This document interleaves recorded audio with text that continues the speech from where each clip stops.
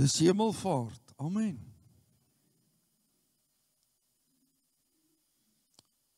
Nou elke keer wat ons by mekaar kom en ons die Here aanbid, is dit net 'n voorreg en ons eer hom daarvoor. Ek wil vanaand egter begin, voor ons skrifgedeeltes gaan lees. My moeder stuur hierdie vir my, hierdie pragtige boodskap en ek wil met dit begin. Wat vertel jy aan jouself elke oggend as jy jou dag begin? Wat sê jy vir jouself?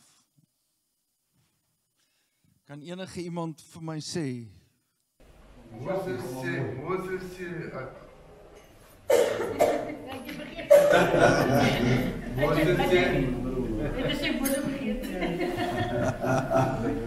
Daar's iets in die hart, maar is ook net nie mooi verwoord nie.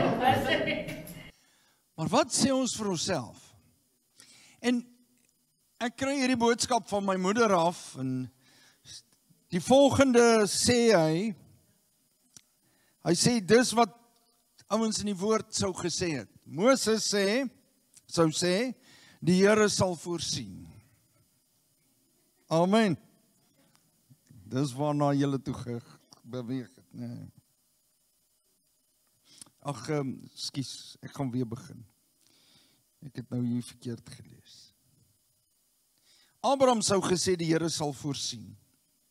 Moses sou sê, Here, as U nie saam met my en vir ons vooruit gaan nie, laat ons dan net hier bly. Jakob sou sê, ek sal U nie laat gaan totdat U my geseën het nie. Joshua sou gesê het, ek en my huis, ons sal die Here dien. Samuel sou sê, spreek Here, U diensknegt luister. Nehemia sou sê, die blydskap in die Here is my beskutting. Dawid sou sê, die Here is my herder, niks sal my ontbreek nie. En dit is die dag wat die Here gemaak het, laat ons juig en bly wees. Salomo sou sê, vertrou die Here met jou hele hart en leun nie op jou eie insigte nie. In alles wat jy doen, maak dit bekend aan die Here en hy sal jou paaie gelyk maak. Jesaja sou sê, staan op, word verlig, want jou lig kom en die heerlikheid van die Here gaan oor jou. En hy sou sê, geen wapen wat teen jou gesmee word, sal iets uitrig nie.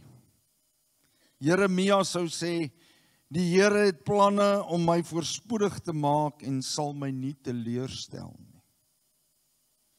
Jabes sou sê, dat U my sal seën en my grondgebied vermeerder.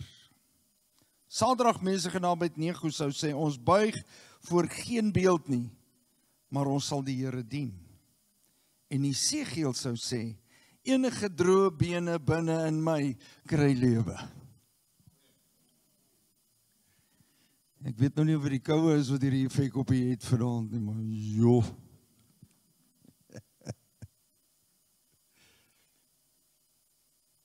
Hier is die groot ding, hemelvaart. En daar is tog 'n paar goed wat God met hemelvaart vir my en jou wil deurgee. Hy wil dit kom sê. Kom ons lees net gou vir 'n oomblik Handelinge 1 vers 9 tot en met 11. En nadat hy dit gesê het, is hy opgeneem terwyl hulle dit sien en 'n wolk het hom voor hulle oë weggeneem. En toe hulle nog stip na die hemel kyk, terwyl hy weggaan, staan daar 2 manne in wit klere by hulle, wat sê, Galileese manne, waarom staan julle en kyk na die hemel? Hierdie Jesus wat van julle opgeneem is in die hemel, sal net so kom soos julle hom na die hemel sien, wegvaar het. Interessant. Ons het nie Lukas daar nie, nee. Lukas 24 vers 50. tot en met 53. Terwyl sy dit gou daar opsoek, ek wou dit eers nie, ek wou dit net lees, maar ek wil hê jy moet dit sien ook. Hier is die interessante ding, hoe baie keer kyk ons na alles op hierdie ou wêreld in 'n tydelike perspektief. Ons kyk met tydelike oë. Hier is die disippels.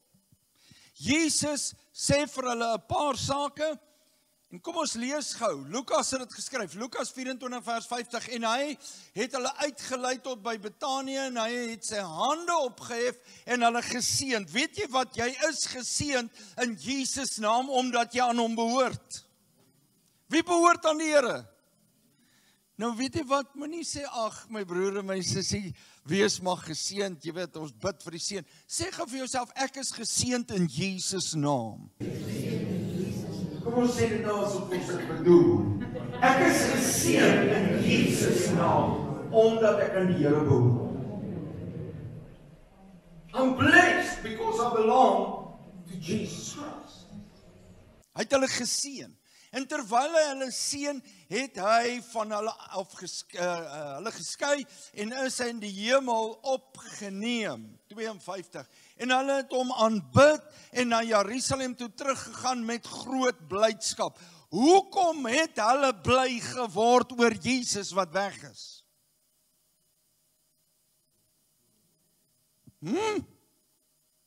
Interessant, hè? Jee, die Here is weg. Hy is terug hemel toe. Nee, daar was 'n ander belewenis. Wat gebeur met Israel in die woestyn? Het u al ooit 'n encounter gehad met 'n vuurkolom?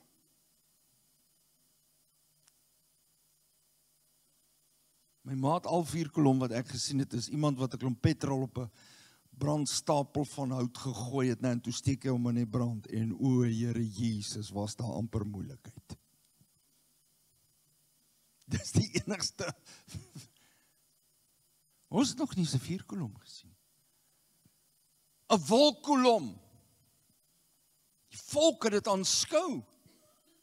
Maar kom ons kyk met geestelike oë, want ons is tog so vleeslik, jy weet. Die wolke, jy weet. Ja, pragtige wolke. Amen. Wat het dit voorgestel? Dit het die heerlikheid en teenwoordigheid van God vir hulle gewys.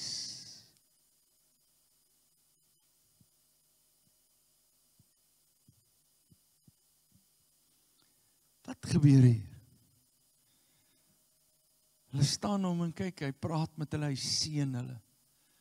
'n Paar goed vir hulle gesê, en hy's in 'n wolk opgeneem. Kom ons kyk met geestelike oë. Hy is in God die Vader se heerlikheid opgeneem. Hy is opgeneem in die Shekinah glorie van God. Iets wat baie groter en verder en onbeskryflik is met die menslike woorde. Die heerlikheid van God, want ons met geestelike oë begin kyk. Kom ons kyk 'n bietjie verder geestelik rondom hierdie hemelvaart belewenis. Jesus is gebore as 'n mens in die vlees, maar hoe sluit hy dit af? Hy doen die wil van sy Vader, maar hy sluit af in die heerlikheid van sy Vader. En soos wat hy gebore moes word en hy vir die mens kom sterf, moes daar 'n oomblik wees soos wat ek en u dit sal beleef, wat ons ou liggame, ons ou tentwoning, soos Paulus dit beskryf, weggebere word in die grond. Jesus het egter opgestaan en hy wou vir ons sê, hier sluit ek die saak af. Ek gaan terug na my Vader toe in heerlikheid. Ek het julle so lief, ek gee soveel om, dat ek iets spesiaal vir julle gaan gereed maak. I'm going to prepare something amazing for you. Maar hoe verwoord hy dit? Kom ons gaan 'n bietjie verder terug. In die huis van my Vader is daar baie wonings. Hoekom sê hy baie wonings? Want dis die enigste konsep wat hulle verstaan het. As hy vir hulle 'n ander konsep van heerlikheid en krag gegee het, Dan het hulle gesê, Here? En ons verstaan nie nou mooi nie. Maar toe hy vir hulle sê, ek gaan vir julle 'n plek voorberei. Waar julle gaan kom na my toe. Want as dit klaar is, dan kom ek terug en ek kom julle haal, sodat julle by my kan wees. Prys die Here, en dan dink ons in terme van tydelikheid. Want weer eens vra hulle vir hom, Here, is dit nou die tyd, in Handelinge 1, is dit nou die tyd, dat jy die koninkryk weer gaan vestig? En hy sê vir hulle, nee, dis nie vir julle om dit te weet nie, is alleenlik vir God die Vader, maar wat gaan gebeur? Julle sal krag ontvang, wanneer die Heilige Gees oor julle kom. Begin verby hierdie vleeslikheid kyk, en kyk in die geestelike wêreld in. God wil vir jou iets in die geestelike doen, maar hy kan nie, want ons kyk vleeslik. Hier staan die disippels. Ek dink, hulle was bly, hulle het met blydskap gegaan. Hulle was so meegevoer deur die heerlikheid van God in hierdie wolk. En ek het ons het 2 belewennisse gehad in my lewe wat ek kan getuig. Ek en my vrou ry saam met familie op vakansie, ons is in die Kalahari, aan die kant Vryburg, daar waar niks en nog meer niks is nie. En ons ry in die nag, en dit reën verskriklik, ons is 'n konvooi van 7 voertuie, ry ons so stadig agter mekaar, en my liefetjie, sy sê altyd, ek sal jou geselskap hou, die eerste draai, dan lê ek op teen die venster. En ek is nou maar, kom ons sit die musiek aan, en ons prys die Here, en musiek speel, en ek kyk so uit, maar dit reën man, dit is geen maan nie, en ek sê, Here, ek sê, hoe wonderlik is dit om hierdie dinge te beleef, en ek weet U leef, want ek voel dit nie net in die wêreld daar buite, in die fisiese wêreld, ek voel dit in my gees, ek sê, Here, maar wys vir my iets besonders, omdat U leef. Ek vra die Here dit, en weet jy wat gebeur die volgende oomblik? Die wolke skuif oop, die maan skyn deur, en daar is 'n reënboog in skakerings van grys. Donker, ligter grys, ligter grys, ligter grys, en dan heeltemal amper dit lyk soos wit. En die maan skyn. Maar weet jy, ek is so verbuisterd, dat ek stamp my vrou, sorry my lief, ek jou daai jare nog eens verskoning gevra vir dit nie. Maar ek stamp haar, so. Ek sê vir haar, "Love, word wakker." En sy sê vir my, "Wat nou?" Sy skrik. Ek sê, "Jy moet hierdie sien." En sy kyk verby my uit, en ons sien hier die prentjie van 'n reënboog. Weet jy waarvoor staan 'n reënboog? God se belofte, dat hy nooit weer die aarde onder water sal sit nie. Hy het dit aan die mens gegee, sodat ons kan besef, God is 'n werklikheid. En ek en Lenooske sit en huil. Ek weet nie vir hoeveel kilometers nie, oor daai ervaring van God se grootheid, en sy beloftes aan ons.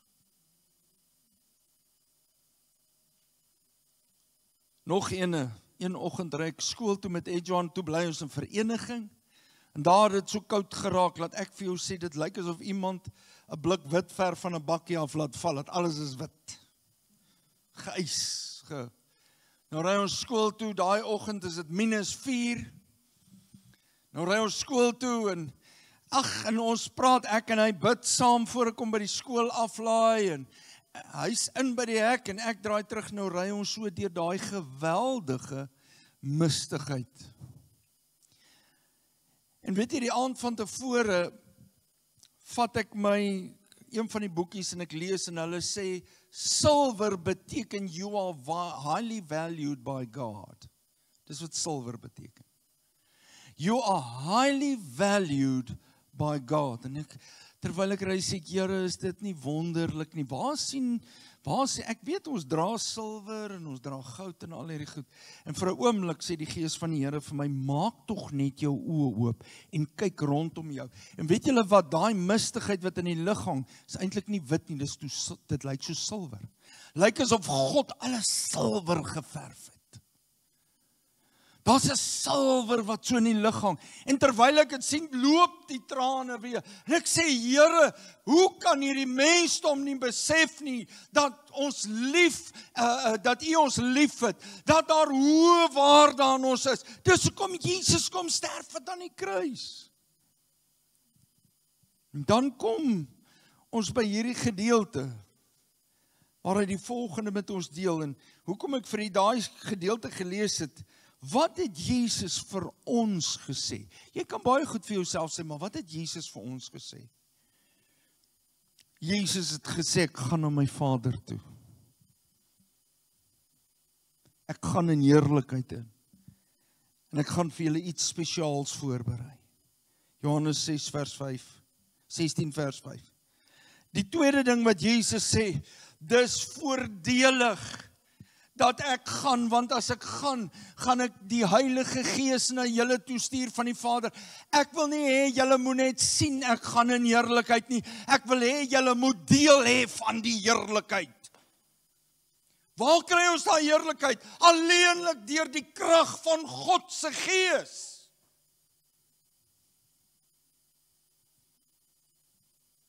As ek en u toelaat dat die Gees van God in ons werk, ek wil vir u sê, daar is soveel dinge wat die Gees van God aan jou wil openbaar en in jou lewe werklikheid wil laat word as jy hom toelaat. Nog 'n ding is, julle sal krag ontvang wanneer die Heilige Gees oor julle kom, Handelinge 1 vers 8. En dan wanneer die Heilige Gees kom, sal hy my verheerlik. Wanneer God se Gees begin werk, verheerlik hy Jesus Christus. Dis wat hy doen. Hy verheerlik Jesus Christus. En dan nog 'n saak wat hy met ons deel, nog 'n ding wat Jesus vir ons gee. Hy sê, net soos wat ek gegaan het, net so gaan ek terugkom om julle te kom haal. Weet jy wat maak dit baie keer vir ons moeilik? Is die feit dat ons te vleeslik wil kyk. Ons wil vleeslik dink, ons wil dit met die kop uitwerk.